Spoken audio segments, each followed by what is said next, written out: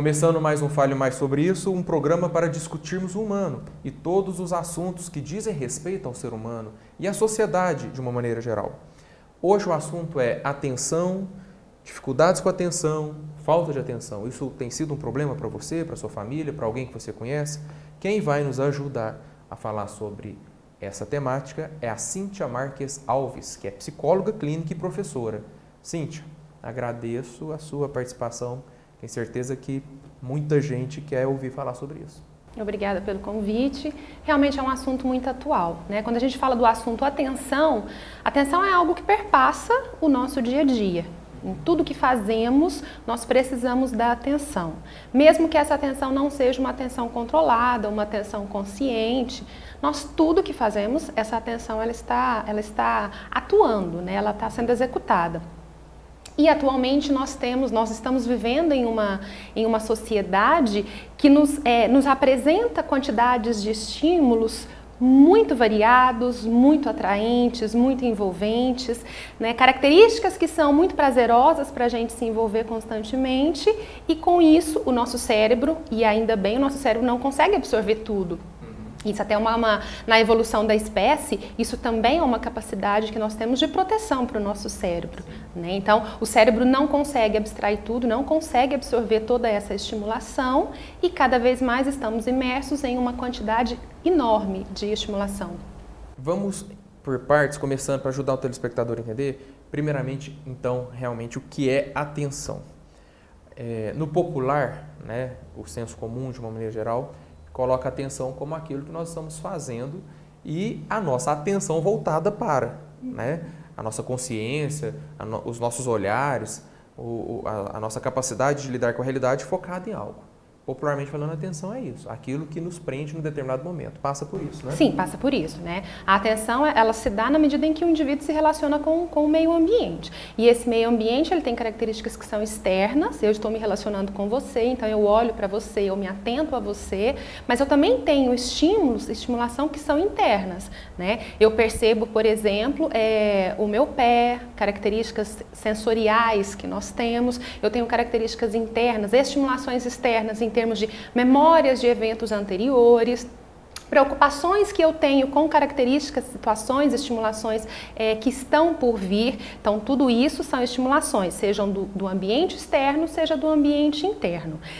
Nessa interação do indivíduo com o meio ambiente, o cérebro faz um processamento ativo, na medida em que ele absorve algumas dessas estimulações e ele exclui a maioria das estimulações que estão disponíveis, a fim de que então esse cérebro ele consiga focar naquela estimulação que está presente no momento. Então a atenção seria a parte em que ele absorve. Em que ele absorve. E se prende a essa parte absorvida. Isso. Mesmo, como eu falei anteriormente, mesmo que ele não perceba que ele está absorvendo alguma estimulação no momento e que está sendo atentado.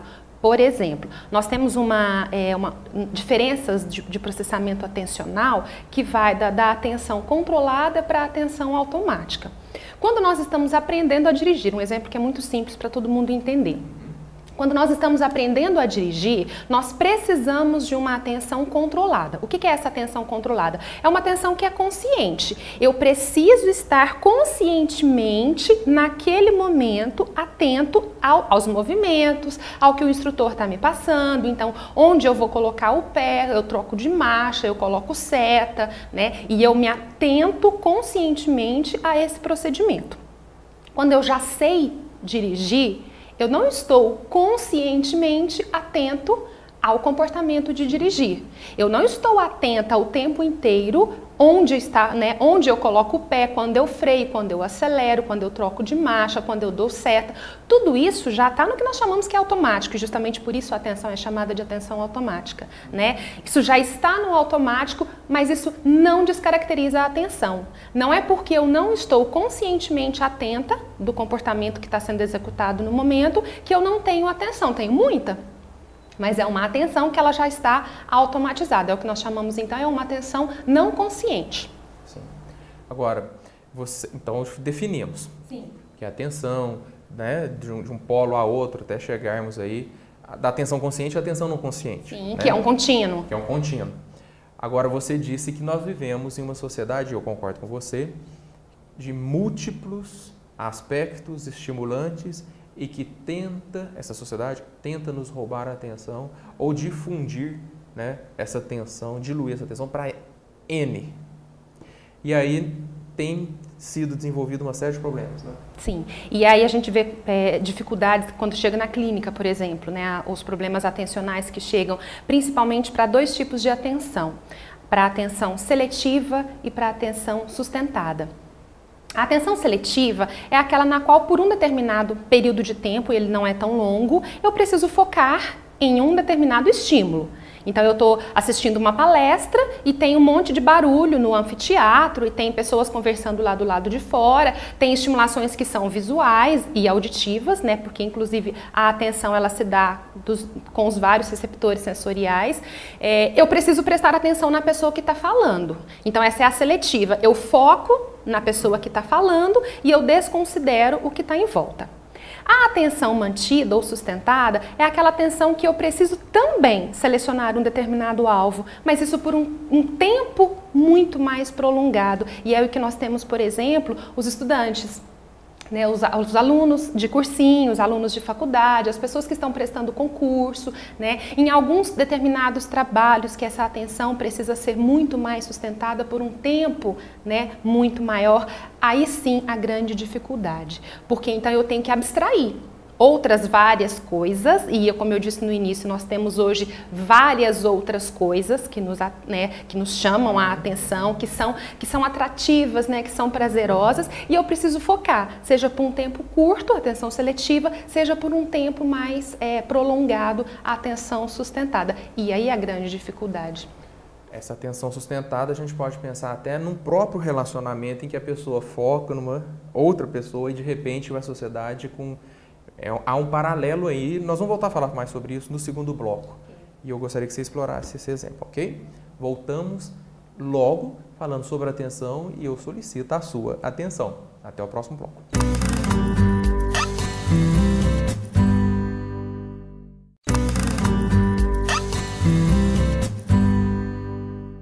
Você está prestando atenção? Nós estamos voltando ao segundo bloco do Fale Mais Sobre Isso dessa semana, discutindo qual assunto? Atenção. Atenção e desatenção, né? Falta de atenção, problemas com a atenção. E a Cíntia Marques Alves, que é psicóloga clínica e professora, está aqui para nos ajudar. Nós terminamos o bloco anterior falando sobre atenção seletiva e atenção selecionada, né? E eu dei um exemplo de atenção selecionada, que eu enxerguei um paralelo nas questões de focar em algo a longo prazo, mas com o mundo concorrendo na nossa atenção. Procede ou não procede? Procede. E aí eu não vou dizer simplesmente um relacionamento a 2, por exemplo, né? É muito interessante, eu tenho percebido isso e volto a dizer na prática clínica, a dificuldade que as pessoas têm, inclusive, de se atentar em conversas.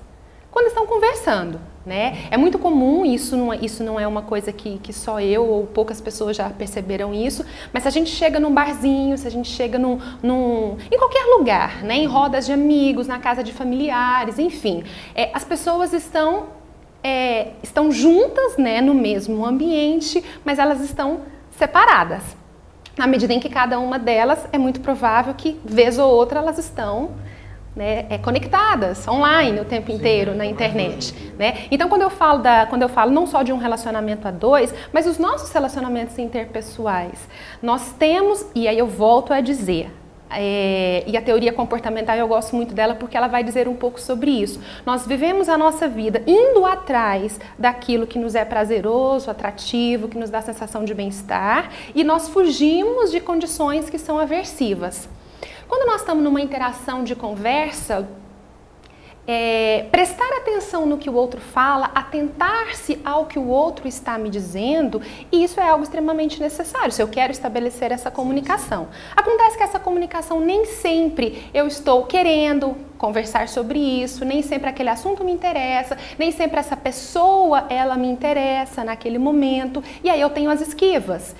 Pegar o celular, mandar uma mensagem de WhatsApp para uma outra pessoa, olhar as minhas redes sociais. Então, a atratividade contemporânea, vamos dizer assim, ela acaba prejudicando muito com que essa relação a 2, no pessoal, ela se estabeleça. O que é muito complicado, né? Porque se eu não tenho uma condição de me atentar por alguns minutos, eu sempre digo isso para os meus alunos da psicologia, É interessante quando a gente está dando aula que a gente percebe muito isso. Os alunos, eu brinco que eles estão de corpo presente. Alguns, óbvio que não são todos, né? Alguns eles estão de corpo presente e muitos deles conectados ao celular. Eu estou falando, eu estou dando aula e gente, né, tirando selfie, né, postando alguma coisa em rede social. Eu percebo alunos entre eles conversando em WhatsApp, alunos da mesma sala.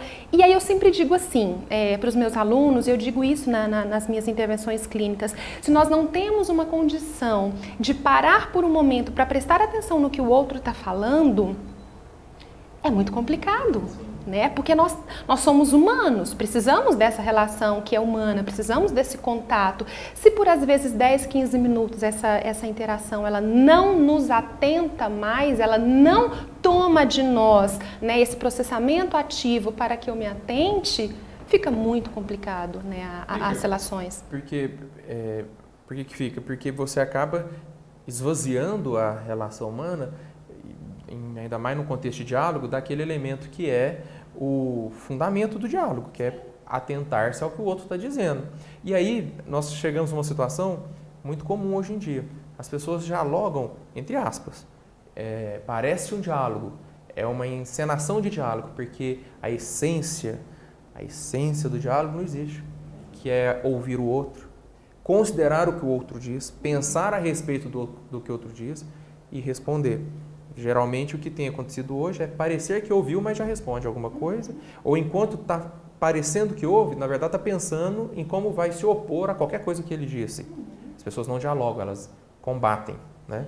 Isso tem a ver com a falta de atenção também. Falta de atenção. E de respeito também. Sim, e essas habilidades, né, prestar atenção, memorizar com mais facilidade, tomada de decisão, tudo isso são habilidades que nós treinamos ao longo da vida na medida em que nós temos experiências que facilitam com que essas habilidades elas sejam executadas. Se eu vou me retirando dessas condições nas quais o contexto é aversivo, mas eu preciso me atentar, a aula está muito chata, mas eu preciso dessa matéria, né? O conteúdo que eu estou lendo, o livro que eu estou lendo, eu não gosto tanto dessa matéria, mas eu preciso, né? Esse trabalho que eu estou executando, hoje, particularmente, ele está chato, mas eu preciso me atentar. Se eu vou me retirando dessas condições aversivas, eu vou perdendo a oportunidade, então, de treinar essas habilidades, de ter experiências nas quais eu consigo focar. E é o que eu digo, assim, a memória e a atenção, elas são funções executivas, né, que elas são muito ligadas. Se eu não me atento adequadamente a alguma coisa, é provável que o meu processo de memorização, ele também vai ser comprometido. Agora, Cíntia, eu acho que tem tudo a ver com esse assunto. Nós acompanhamos, nesses últimos meses, muitas notícias sobre, por exemplo, o caso de pais que esquecem o filho dentro do carro. Isso tem tudo a ver com a questão da atenção, né? Vamos comentar rapidinho no encerramento desse segundo bloco, porque no terceiro bloco eu quero discutir com você sobre ainda essa questão dos estímulos, dos superestímulos que estão nos roubando.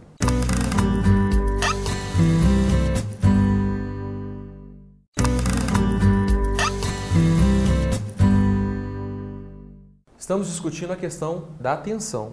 Quando paramos de ter a devida atenção em relação a um determinado assunto, uma determinada situação, quando a dificuldade em se concentrar em algo, manter o foco, passa a ser um problema, trazendo até talvez prejuízos. Quem está nos ajudando é a Cíntia Marques, que é psicóloga e professora, e estamos falando sobre o foco, né? E a dificuldade, às vezes, de manter foco, perder a atenção e tudo. E aí, no bloco anterior, eu te sugeri uma discussão. Nós ouvimos muito, né, nesse final de 2014, início de 2015, episódios de pais esquecendo crianças dentro do carro, né, Cíntia? Como uma psicóloga, você não está tratando caso a caso, não sabe a personalidade das pessoas. Sim, as características individuais. Não sabe as características individuais dessas pessoas, não sabe o contexto, a vida, etc. Mas é possível nós apontarmos algumas questões aí, né? Sim, mais uma vez o que a gente vinha falando anteriormente, né? Uma vida com muita tribulação, uma vida, e quando eu digo atribulada, né? Cheia de coisas para fazer, de compromissos para serem cumpridos, né? Quando você fala deixar a criança, então assim, eu às vezes fui no supermercado, mas eu vou descer rapidinho, eu fui deixar alguma coisa em algum lugar rapidinho e a criança acaba sendo esquecida. E tudo ser muito rápido, às vezes o trânsito me leva a ter uma característica muito rápida, os compromissos, as coisas do dia dia a dia dentro de casa. E aí que é uma característica de atenção também, a atenção dividida. É a capacidade que eu tenho de executar 2 tarefas ao mesmo tempo, sem que nenhuma delas se perca tanto. Sim. Eu acabo, então, eu desço do carro, eu estou executando uma tarefa, mas existe uma outra que acaba sendo deixada para trás. É a incapacidade de atenção dividida. Sim. Ou esgotamento. Esgotamento dessa capacidade. Sim, mas é isso que eu digo, assim, essa quantidade de coisas às quais nós estamos nos exigindo todos os dias, hoje é interessante porque nós não queremos algo para hoje, nós não queremos esperar o mês que vem alguma coisa acontecer, as coisas elas são para ontem, elas são imediatas, elas são emergentes para que aconteça. E aí nós nos sobrecarregamos mentalmente demais. Né? Agora, vamos construir um cenário possível, provável. Nós realmente não conhecemos nenhum desses seres humanos que passaram por essa situação extremamente difícil, de ter esquecido o filho, o menino ter falecido em função da desidratação, do calor, etc. Mas vamos pensar numa possibilidade. A pessoa está com a criança dentro do carro, ama, tem relações afetivas, tem ligações, né? Mas ao dirigir recebe uma mensagem, precisa passar no supermercado. Aí já está dirigindo, já dividindo a atenção, está pensando no menino, está pensando no trânsito, está mobilizando o carro, recebe uma mensagem, já lê em um momento inadequado a mensagem, já está dividindo, aí percebe que tem um supermercado por perto, para o carro, estaciona, fala, rapidinho, 2 minutos, dá para eu ir lá e voltar. Só que quando está entrando, ou briga com o caixa, ou é chamada a atenção porque deixou o carro estacionado errado, a pessoa já fica nervosa, recebe outro WhatsApp dizendo qual é a marca de sabão ou marca de sei lá o que precisa, e aí ela começa a responder. Ao mesmo tempo que ela está respondendo, chega um outro WhatsApp do gerente ou do patrão no serviço dizendo que espera até tal hora da tarde, não é? As coisas vão se acumulando, não é isso? Vão se multiplicando, vão se acumulando. É isso que está chamando de concorrência, vários estímulos. Aí ela fala, nossa, eu tenho que responder o WhatsApp do gerente, do patrão, do chefe. Aí começa a responder, já nem sabe por que está mais dentro do supermercado, muito menos que tem alguém dentro do carro esperando. Isso vai se multiplicando, e quando vê, passou 1 hora e a criança estava dentro do carro. Não é que seja desamor ou... Não. Mas nós estamos numa forma de viver que realmente está levando ao esgotamento, ao estresse também, relaciona, né, Cíntia? Sim, ao estresse, a transtornos gravíssimos de ansiedade, nós recebemos no consultório, isso é muito frequentemente, transtornos de ansiedade, né, os mais diversos, e em todos eles nós temos um comprometimento de atenção. Né? Um indivíduo, por exemplo, um indivíduo com transtorno de pânico, que é um dos transtornos de ansiedade, ele é um indivíduo muito hipervigilante. Ele está o tempo inteiro preocupado, né, tenso, o indivíduo fóbico também, com as fobias, seja social, seja específica, ele está o tempo inteiro muito focado que alguma coisa vai acontecer e ele desfoca das outras, e ele retira a atenção de outras coisas, o que não significa também que essa característica de hipervigilância nos transtornos de ansiedade, ela seja boa, ela seja benéfica, não é. E aí o que você está dizendo, então, o indivíduo ele tem milhões de coisas para fazer no dia, e eu não acho que o avanço da tecnologia é ruim, é óbvio que não, né? Nós fazemos parte disso, isso veio para contribuir para a agilidade da nossa comunicação, mas também nós nos tornamos muito escravos desse avanço da tecnologia, da internet. Ok, se a pessoa, e eu fico pensando assim, por que tem que olhar toda hora um WhatsApp? E aí as pessoas às vezes me respondem assim, mas é porque se ela me mandou uma mensagem, eu tenho que responder rápido. Ok, mas e se demorar meia hora? E se demorar 1 hora? Né? E como é que fazíamos então quando a gente não tinha o WhatsApp, quando a gente não tinha nem o celular? Eu lembro que eu relutei um pouco para ter celular, e eu fui ter celular, eu tinha por volta de 26 anos, e a minha mãe dizia para mim, você tem que comprar um celular porque eu preciso te achar. Eu falei, mãe, a gente nunca se perdeu e eu nunca tive um celular. Eu ligava do orelhão, então óbvio que eu não quero que retroceda, não, a questão não é essa, mas nós precisamos ter limite para o uso da tecnologia. E aí você está trazendo uma discussão legal, porque vamos pensar em camadas, né?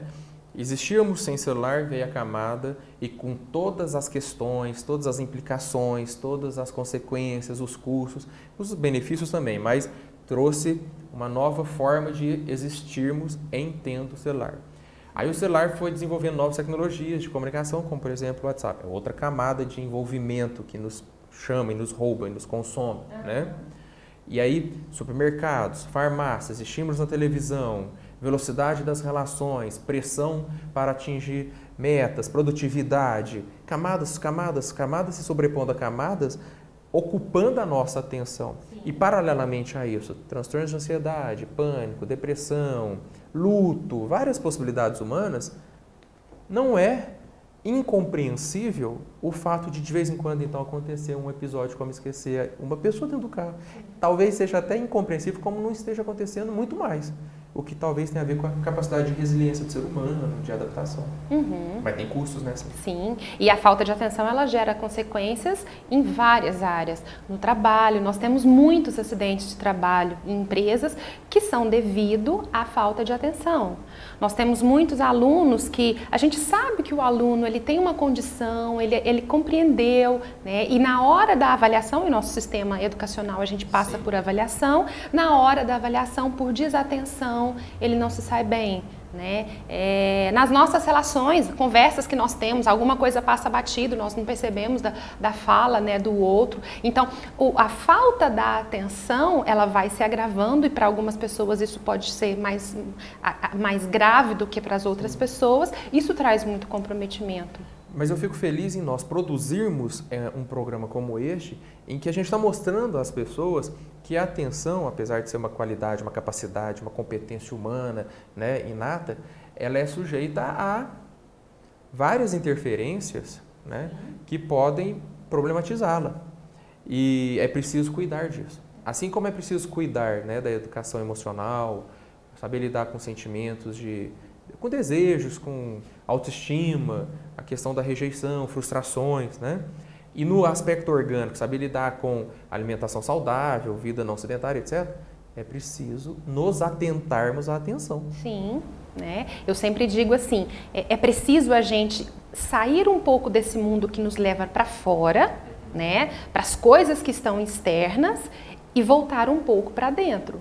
Nós temos técnicas, inclusive, na prática clínica para melhorar essa capacidade atencional, e aí são técnicas de respiração, técnicas de relaxamento, mindfulness, que é uma técnica que tem sido bastante usada para aumentar a capacidade de concentração, mas para isso eu vou ter que suportar o aversivo, que é fazer uma coisa de cada vez, diminuir um pouco do meu ritmo, ter horário para olhar no celular, para verificar as redes sociais, ter horário para dormir, né? Organizar melhor o meu ambiente. Um aluno num ambiente desorganizado, ele não consegue focar a sua atenção, né? Então, arrumar o nosso ambiente, organizar a nossa rotina, tudo isso é necessário. Mas para isso eu tenho que reduzir o meu ritmo. Sim. E aí é o difícil. E além disso, como psicólogos que somos, eu penso que seja dever profissional dizer às pessoas que cuidar também daquilo que talvez esteja nos ocupando e nos preenchendo,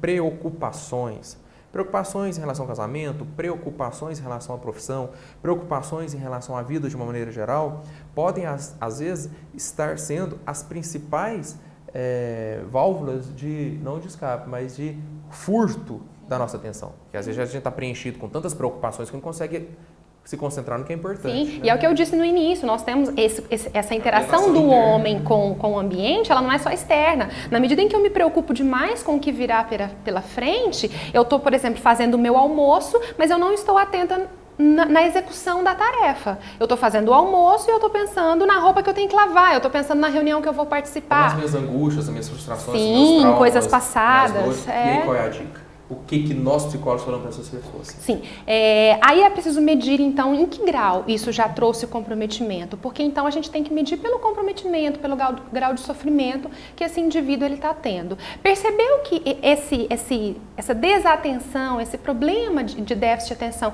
ele tem gerado em vários contextos algum comprometimento?